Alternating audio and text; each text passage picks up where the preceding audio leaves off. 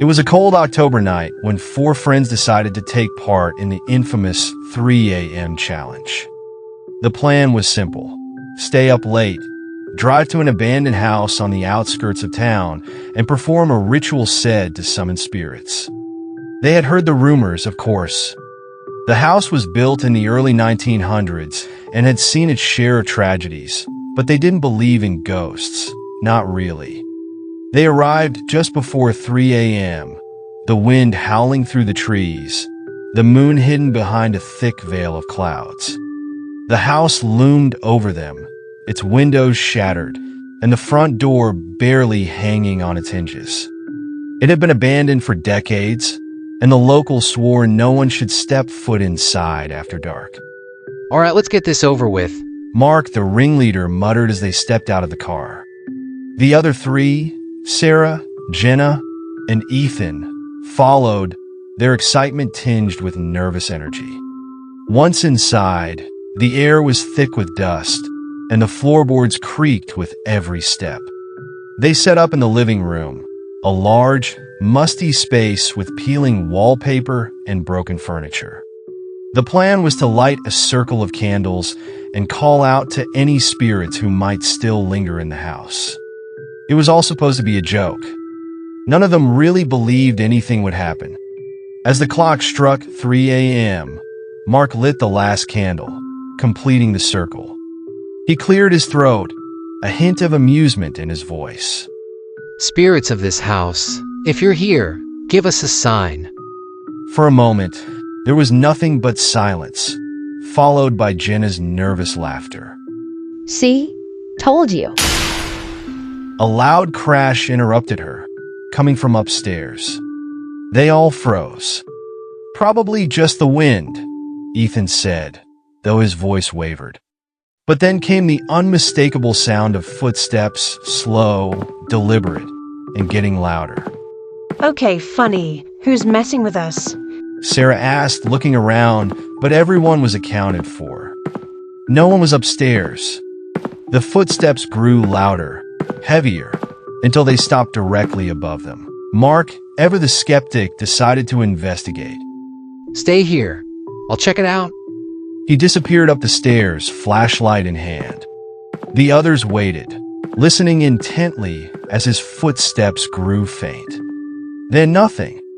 Mark! Jenna called, her voice trembling. No response. Minutes passed, and the tension in the room thickened. Ethan, unable to sit still, grabbed a second flashlight. We should go check on him. As they climbed the stairs, the air grew colder, and a foul smell began to permeate the house, like something had rotted long ago and never been removed. At the top of the stairs, they found Mark's flashlight on the ground, still on. But Mark was nowhere to be seen. Mark! Sarah yelled, panic rising in her voice. Then they heard it, soft whispering, coming from down the hallway. But it wasn't Mark's voice. It was something else, something that sounded like it was right behind them. They turned, but the hallway was empty. I'm done. We need to leave. Sarah whispered, backing up toward the stairs. Suddenly, the front door downstairs slammed shut, shaking the entire house. The whispers grew louder, more insistent, but still impossible to understand. The candles in the living room flickered out one by one, leaving them in darkness. Go, go, go! Ethan shouted, pushing the girls toward the stairs. They ran down, stumbling over each other as the house seemed to come alive. Floorboards groaned, the walls creaked, and the air grew thick and suffocating. They reached the front door and threw it open, but just as they did, a chilling voice echoed through the house. Don't leave me.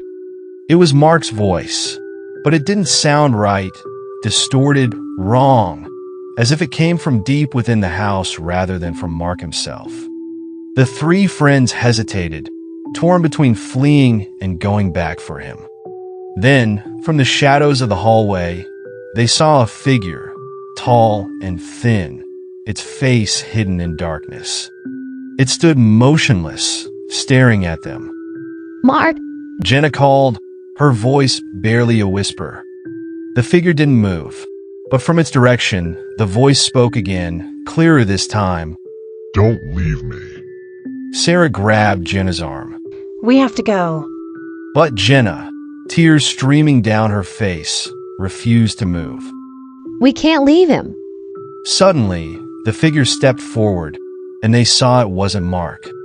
Its face was twisted and elongated, its eyes hollow pits of darkness, and its mouth hung open as though silently screaming. That was enough. Without another word, Sarah and Ethan grabbed Jenna and ran for the car. They didn't stop until they were miles away from the house, gasping for breath in the safety of the car's headlights. When they finally called the police and led them back to the house the next morning, there was no sign of Mark. No footsteps, no figure. Just the empty shell of a house that had stood abandoned for decades, its secrets buried deep within its crumbling walls. Mark was never found, and the three who made it out, they never spoke of that night again. But every now and then, at 3 a.m., Sarah swears she can still hear his voice, whispering from the shadows.